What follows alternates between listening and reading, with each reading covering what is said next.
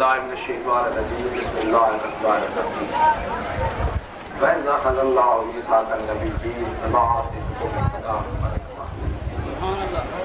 ثُمَّ جَاءَكُمْ رَسُولٌ مُصَدِّقٌ لِمَا مَعَكُمْ لَتُؤْمِنُنَّ بِهِ وَلَتَنصُرُنَّهُ قَالَ أَقْرَرْتُمْ وَأَخَذْتُمْ عَلَىٰ ذَٰلِكُمْ إِصْرِي قَالُوا أَقْرَرْنَا قَالَ فَاشْهَدُوا وَأَنَا مَعَكُم مِّنَ الشَّاهِدِينَ فَمَن تَوَلَّىٰ بَعْدَ ذَٰلِكَ فَأُولَٰئِكَ هُمُ الْفَاسِقُونَ صدق اللہ العظیم وبلغنا رسولہ النبی الکریم الامین۔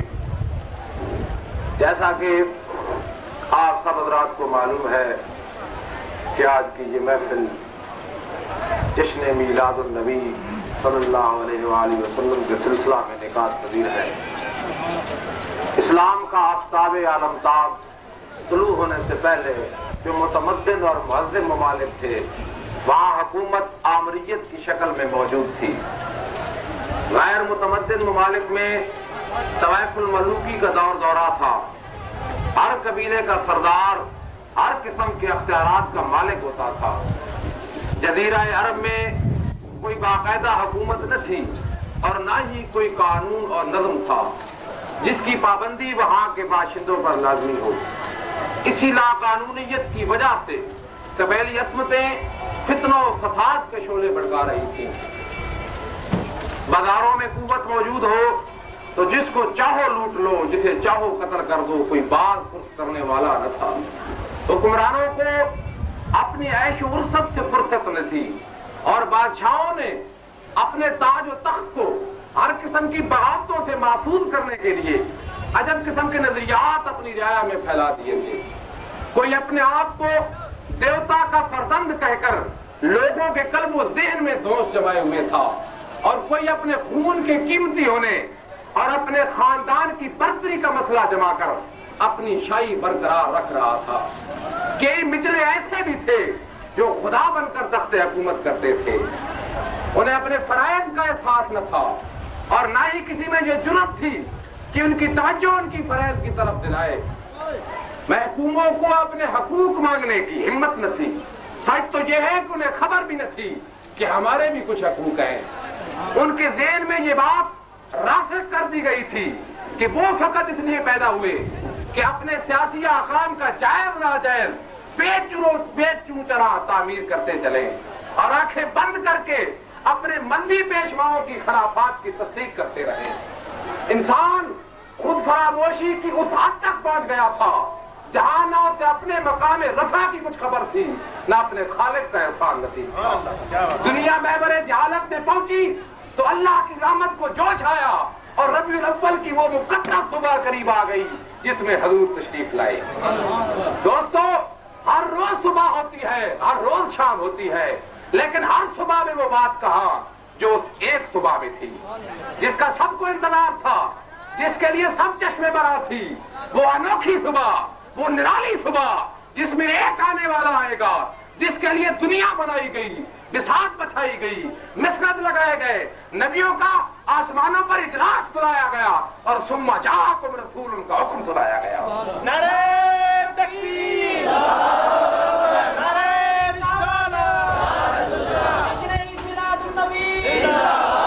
کہ لولا لما خلقت الافلاک کا دولہا رونق افزود ہونے والا ہے۔ دوستو، نقیب پر نقیب گزرتے رہے۔ سبحان اللہ، اللہ اکبر، کیسے نقیب تھے؟ صدیق النبیہ کی خلت سے بے تنقید ہوئی۔ کل من صالحین کا پٹا باندھے، محبوب کی آمد کا اعلانیہ لائے، تورات لائے، انجیل لائے، زبور لائے، صحیفے بھی آتے رہے، مصودا سناتے رہے۔ خلیل نے بشارت دی، عیسیٰ نے دعائیں کی، موسیٰ نے دعائیں کی۔ ہر قوم کا دعویٰ تھا کہ آنے والا ہم میں آئے، ہم اس کی پیروی کر کے سرخرو ہو جائے۔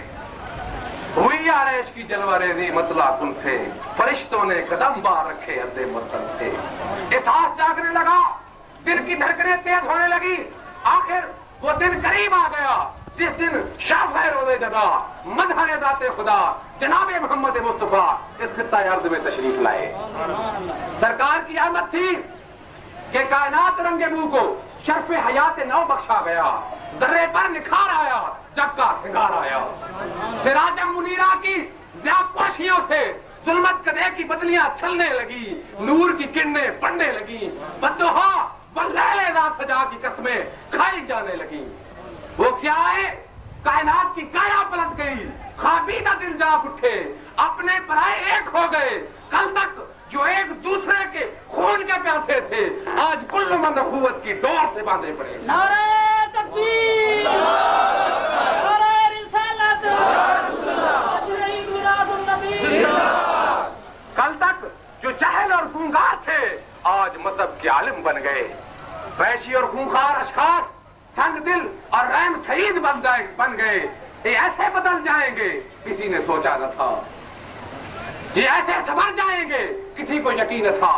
عقل حیراں ہے، انگشت پنجات بدندہ ہے، یہ کیا تھا، یہ کیا ہو گیا کہ سب ان کے ہونے لگ گئے، وہ سب کا دل مونے لگ گئے۔ یہ جادو تھا نہ ٹویا، اثر تھا نہ رسوخ، رشوت تھی نہ لالچ، گراؤ تھا نہ دباؤ، پراپاگنڈا تھا، کچھ بھی نہ تھا۔ اللہ پاک نے فرمایا، اور انسانوں میں خدا ہو کر تمہیں بتاتا ہوں کہ میرے محبوب میں کیا نہیں تھا۔ فرمایا میرے نبی کا خلق انک لعلی خلق العظیم، میرے نبی کا چہرہ والضحیٰ، میرے نبی کی زلفیں واللیل اذا سجا، زلفوں کے کنڈل حبیب۔ فرمایا میرے نبی کی رفتار لا اقسم بہذا البلد وانت حل بہذا البلد، میرے نبی کی رفتار قال اللہ۔ فرمایا میرے نبی کی مسکراہٹ یاسین والقرآن الحکیم، میرے نبی کی سیر سبحان الذی اسریٰ بعبدہ لیلا الی المسجد الحرام الی المسجد الاقصی۔ فرمایا میرے نبی کی قربت ثم دنا فتدلی فقاب قوسین او ادنی، میرے نبی کا ذکر ورفعنا لک ذکرک، میرے نبی کی اطاعت فمن یطع الرسول فقد اطاع اللہ۔ نعرہ تکبیر، نعرہ رسالت، جشن عید میلاد النبی۔ اللہ نے فرمایا میرے بندو لو سن لو، میرے نبی کی محبت میری محبت، میرے نبی سے تعلق مجھ سے تعلق، میرے نبی کی رضا میری رضا، لو سن لو۔ محبوب کا سلام پڑھنا، محبوب کا ذکر کرنا، محبوب کا میلاد کرنا میں اللہ کی سنت ہے۔ نعرہ تکبیر، نعرہ رسالت، سیدی مرشدی، غلام ہے غلام ہے رسول ہے، غلام ہے غلامی ہے رسول ہے، جو دوست مصطفیٰ زندگی مذہول ہے۔ دوستو میلاد اس محفل کو کہتے ہیں جس میں حضور کی ولادت کا ذکر کیا جائے، حضور کی تشریف آوری کا ذکر کیا جائے، جس میں حضور کی آمد کے قصے سنائے جائیں۔ اور نبی کریم کی ولادت کا ذکر سب سے پہلے آسمانوں پر اللہ نے کیا تھا۔ محبوب کی آمد کا قصہ سب سے پہلے آسمانوں پر اللہ پاک نے سنایا تھا۔ اس قصے کو سنانے کے لیے اللہ نے ہر کسی کو نہیں بلایا، فرمایا اے موسیٰ اور عیسیٰ، اے نوح و لوط، تمام انبیاء اور رسولوں اکٹھے ہو جاؤ۔ 1,24,000 نبی آئے، 9 حسن والا یوسف آیا، موسیٰ آئے، کلیم اللہ آئے، روح اللہ آئے، خلیل اللہ آئے۔ تمام انبیاء کو اکٹھا کر کے اللہ پاک نے خطاب کیا، اللہ پاک نے تقریر فرمائی کہ وَإِذْ أَخَذَ اللَّهُ مِيثَاقَ النَّبِيِّينَ لَمَا آتَيْتُكُم مِّن كِتَابٍ وَحِكْمَةٍ، اور نبیوں اور رسولوں تمہیں کتاب و حکمت عطا کر دی جائے، حکمت والا بھی تجھے بنا دیا جائے، کتاب والا بھی تجھے بنا دیا جائے، تمہارے پاس معجزات بھی ہوں، کمالات بھی ہوں، رسالت بھی ہو، نبوت بھی ہو، اور ثم جاءکم رسول، میرا رسول آ جائے، میرا نبی آ جائے۔ اے موسیٰ تم بھی سن لو، اے یحییٰ تم بھی سن لو، اے خلیل تم بھی سن لے کہ تمہارے پاس تم حکمت اور کتاب والے ہو، میرا رسول آ جائے۔ ثم جاءکم رسول مصدق لما معکم، میرے نبی کی تصدیق کرنا، میرے نبی کی تصدیق کرنا۔ دوستو نبی کے لیے اللہ کا ایک بار حکم کافی ہوتا ہے۔ جب اللہ نے ایک بار نبیوں کو اپنا عہدہ جتلا کر یہ بتا دیا تھا کہ میرا نبی آ جائے تصدیق کرنا، بس اتنا ہی کافی تھا، آگے تقریر کی ضرورت نہ تھی۔ لیکن اللہ نے اس موقع پر بہت لمبی تقریر کی، وہ اس لیے کہ محفل میلاد کے لمبے جلسے کرنا میں اللہ کی سنت ہے۔ نعرہ تکبیر، نعرہ رسالت، جشن عید میلاد النبی۔ دوستو آج جب کہ گرمی کی شدت ہے، ہم میں سے کتنے دوستوں نے کہا کہ گرمی کی وجہ سے ہم مجبور ہیں. خیال کرو مسلمانوں، تمہیں گرمی بھی لگتی ہے، سردی بھی لگتی ہے، بھوک بھی لگتی ہے، بچے بھی ہیں، اولاد بھی ہے، زمینیں بھی ہیں، خواہشات بھی ہیں، لیکن اللہ ہر شے پر قادر ہے. جس کو جو چاہے عطا کر سکتا ہے، جس سے جو لے سکتا ہے. کسی کی مجال نہیں. لیکن یہ مسئلہ اپنے ذہن میں بٹھا کر آئندہ میلاد کے جلسے کی مختصری کے لیے بیان کرنا کہ میلاد کے لمبے جلسے کرنا اللہ کی سنت ہے. مصدق لما معکم. دوستو، تاکید تو ایک ہی کافی تھی، تصدیق کر دینا. فرمایا نہیں، لَتُؤْمِنُنَّ بِهِ وَلَتَنْصُرُنَّهُ. ایمان بھی لانا، ضرور ایمان لانا. اب تاکیدیں 3 ہو گئی، ایک تصدیق کی، ایک ایمان کی. اب بات ختم ہو جاتی، لیکن اللہ نے بات ختم نہیں فرمائی، بلکہ فرمایا کہ قَالَ أَقْرَرْتُمْ وَأَخَذْتُمْ عَلَىٰ ذَلِكُمْ إِثْرِي. اے نبیو، جو میں نے تجھ پر بوجھ ڈالا ہے اسے اٹھا چکے ہو، کیا اقرار کر چکے ہو؟ وَأَخَذْتُمْ عَلَىٰ ذَلِكُمْ إِثْرِي. اے موسیٰ، دنیا تمہارے کلمے پڑھتی ہوگی، اے خلیل دنیا تجھے رسول مانتی ہوگی، اس کے باوجود میرا نبی آ جائے، بوجھ تو ہے نا کہ اپنی تابعداروں کو چھوڑ کر محبوب کا تابعدار بننا ہے. اس بوجھ کو اٹھا چکے ہو. تو انبیاء نے کہا قالوا اقررنا، یا اللہ ہم اقرار کرتے ہیں. اب بات ختم ہو جاتی. جب وعدے بھی ہو گئے، تصدیقیں بھی ہو گئیں، نبوت کا بھی کہہ دیا، اللہ پاک اب بات ختم فرما دیتے. لیکن اللہ تعالیٰ نے بات کو ختم نہیں کیا، میلاد کے جلسے کو اور لمبا کر دیا. فرمایا قال فاشهدوا، ایک دوسرے کے گواہ بن جاؤ. اے موسیٰ تو عیسیٰ کا گواہ بن جا، اے لوط تو ابراہیم کا گواہ بن جا. وانا معکم من الشاہدین، تم میں سے کسی ایک کا میں بھی گواہ بن جاؤں. اب گواہیاں بھی ہو گئیاں، تصدیقاں بھی ہو گئیاں، تائیداں بھی ہو گئیاں، بات ختم ہو جاتی. لیکن اللہ نے بات ختم نہیں فرمائی. فرمایا انہیں یہ بھی تو بتانا ہے نا کہ جو ان سب چیزوں کے باوجود اس بات سے پھر گیا اس کا کیا حال ہوگا.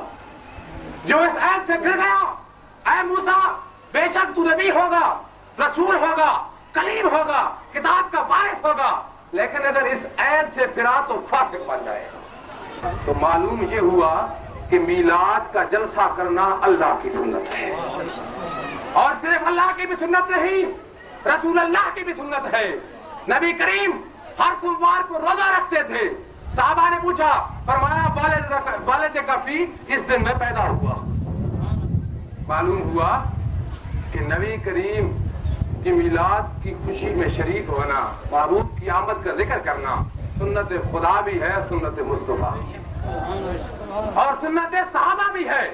حضرت ابو داؤد فرماتے ہیں کہ 12 ربیع الاول کے دن میں حضور کے ساتھ جا رہا تھا اور ہمارا گزر ابو انصاری کے گھر کے قریب سے ہوا. ہم نے دیکھا کہ ابو انصاری اپنے کنبے والے اور دوسرے لوگوں کو جمع کر کے محبوب کا میلاد اڑا رہے اور حضور بھی میرے ساتھ تھے. ابو داؤد فرماتے ہیں کہ نبی کریم نے یہ جب منظر دیکھا تو فرمایا بے شک تمہارے لیے نجات ہے، فرشتے تمہاری بخشش کی دعائیں مانگیں گے اور جو بھی تجھ جیسا عمل کرے گا نجات پائے گا. نعرہ تکبیر، نعرہ رسالت، جشن عید میلاد النبی. معلوم ہوا کہ میلاد کا جلسہ منانا سنت خدا بھی ہے، سنت مصطفیٰ بھی ہے، سنت صحابہ بھی ہے. دوستو، نبی اور بھی آئے، کسی کو خلیل اللہ بنایا، کسی کو ذبیح اللہ بنایا، کسی کو خلیفۃ اللہ بنایا، لیکن ہمارے نبی کو حبیب اللہ بنا کر دیا اور عبدہ و رسول کے لقب سے نوازا. زندگی کے وہ کون سے مراحل ہیں جن سے حضور نہ گزرے ہوں. سرکار نے بکریاں بھی چرائیں، سوداگری بھی کی، ازواجی زندگی کی ذمہ داریاں بھی سنبھالی، اولاد کی تربیت کے بھی بڑے سر انجام دیے، صلح نامے بھی لکھے، اصول جنگ بھی بتائے. کون سا صوبہ ہے جس میں نبی کریم نے اس گناہگار امت کے لیے عملی رہبری نہ فرمائی. یاد رکھو، صحابہ کے دل میں ادب رسول اس قدر تھی کہ حضور کے نامے نامی اس میں گرامی پر جان تک دینے سے دریغ نہیں کرتے تھے. محبت بدن، محبت جان و مال، اگر دیکھیں دنیا کی تمام تر محبتوں سے محبت رسول ان کے دل میں غالب تھی۔ غور کرو مسلمانوں، آج محبت رسول کا جذبہ سر بڑھ چکا ہے، لیکن خدا کی قسم صحابہ کی محبت کا یہ حال تھا کہ اگر کسی صحابی کو حضور کا منہ مبارک یا تراشا ہوا ناخن مل جاتا تو اسے ادب سے اٹھا کر محفوظ کر لیتے۔ حضور جب معروف متکلم ہوتے تو ہزاروں حاضرین اس طرح سکوت اور سکون میں محو ہو جاتے گویا ان میں حس و حرکت ہی نہیں۔ حضور جب وضو فرماتے تو ہر طرف سے ایسے ہاتھ پھیلا دیتے کہ جیسے جب بھی حضور کا پانی ان کے ہاتھوں پہ آتا تو ہاتھوں کو میں پانی لے کر کبھی منہ پر ملتے کبھی سینے پر لگاتے۔ یہی وہ کمال ادب تھا، یہی وہ فطرت عمل تھی کہ دنیا کی بڑی سی بڑی طاقتوں کو، روما اور ایران جیسی عظیم اس شان با اقتدار سلطنتوں کو الٹتی اور پامال کرتی چلی گئی۔ دوستو، آج ضرورت اس عمل کی ہے کہ ہمارے دل میں عشق رسول کا جذبہ ہو، محبت رسول کا جذبہ ہو۔ آج ناموس رسالت پر گستاخان رسول گستاخانہ نقدی کر رہے ہیں، مقام مصطفیٰ کو کفر و شرک کے ترازو میں تولا جا رہا ہے۔ سوانح رسول اور حدیث کی دیگر کتابیں کباڑیوں کی دکانوں پر متا قاصد کی طرح رکھی پڑی ہے، لیکن کسی میں جلوہ ایمان نمودار نہیں ہوتا، کسی مسلمان کے جوش ایمانی میں حرارت پیدا نہیں ہوتی۔ غور کرو مسلمانوں، اگر چاہتے ہو کہ اس دنیا میں محفل بہار آئے، نیکی کے قبل کھلے اور صاحب حمیدیہ کی کلیاں مسکرائے، تو اپنے گھروں میں نبی کریم کے ذکر کی محفلیں سجاؤ، میلاد کراؤ۔ یہی وہ ذکر ہے جو دنیا کی تاریکی کو روشنی میں بدل سکتا ہے، ورنہ کوئی نہ۔ میری دعا ہے اللہ تعالیٰ جذبہ عشق رسول عطا فرمائے۔ وما علینا الا البلاغ، دعا ہے ربنا آتنا فی الدنیا حسنۃ وفی الآخرۃ حسنۃ۔ صلی اللہ تعالیٰ علی خیر خلقہ محمد و علیہ وسلم۔